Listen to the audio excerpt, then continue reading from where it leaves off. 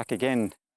Another video and another lens of a medium focal length that I've been using for the last little while for my astrophotography. That is the Tamron SP 45mm f1.8 for the Canon EF mount, which I've adapted to my my Sony cameras here. So it was never really my intention to sort of start looking at camera gear so much, but I figure while I have them in hand, I've recently bought the Samyang 35mm Tiny Prime, and that is essentially to replace the Tamron here. Essentially it came down to size. So I've just taken, I'll see if I can take this off here and see if I can show you a bit better. Here is the reason why I was so excited about the Samyang Tiny Prime. On my right here is the Tamron, which is quite a large lens. However, you see it against the Tiny Prime here in my left, and both on A7 series cameras, Generation 1 cameras.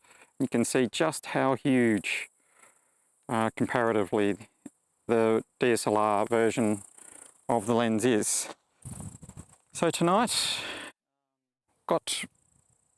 only really, to take a few photos with this 45mm Tamron lens and just examine very loosely the performance around the aberrations commonly found when taking astrophotography. So I've just taken a series of twilight photos, seeing though I had such a sensational success with constant lighting with my last video. Decided to make use of twilight this time, so taken some compositional photos of the landscape here, stopped right down, keep it nice and sharp. Once we move out of astronomical twilight, I will open the lens right up to f1.8. So just took an example shot there at ISO 6400. So the foreground is very dark as we expected, so that looks good to me.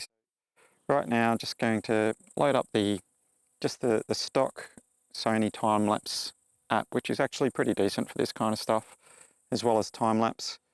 So I've got it set here for auto exposure lock, 7-second intervals, and it's just going to take 30 shots wide open. So I'll turn these lights off if I can figure it out.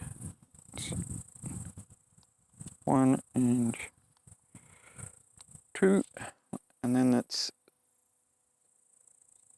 set this going. Pretty amazing.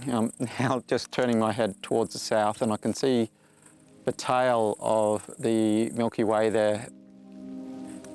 It's going to be Milky Way core season again starting within the month, so pretty excited about that. Yeah, really beautiful tonight, very clear, and just got a meteor. That would have been handy when I was doing my Geminids. So once this is finished, we'll pack everything up and we'll head home, and yeah, we'll get the images up onto the computer.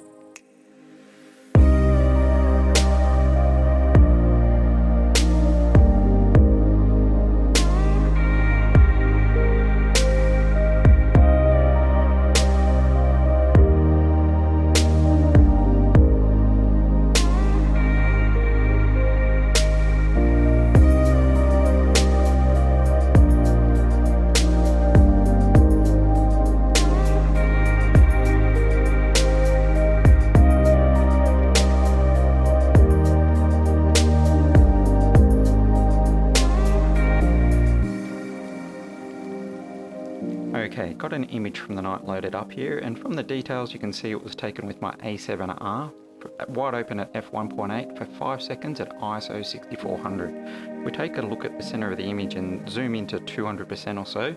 You can see the star shape's actually looking pretty good, nice and round, no deformation at all, nothing to complain about here at all really. Over in the top left hand corner, if we zoom in, We can see perhaps a smidge of coma, but really again, star shape's really quite good. However, on my copy of the lens, if I zoom over to the top right hand corner, I'm seeing some deformation here as if it's suffering from astigmatism and perhaps even a touch of chromatic aberration here and there. I'm just not sure whether it's my copy of the lens or whether it's the lens itself, so would love to hear from other owners. After stacking the foreground and the sky separately, this is what the final blended image looked like.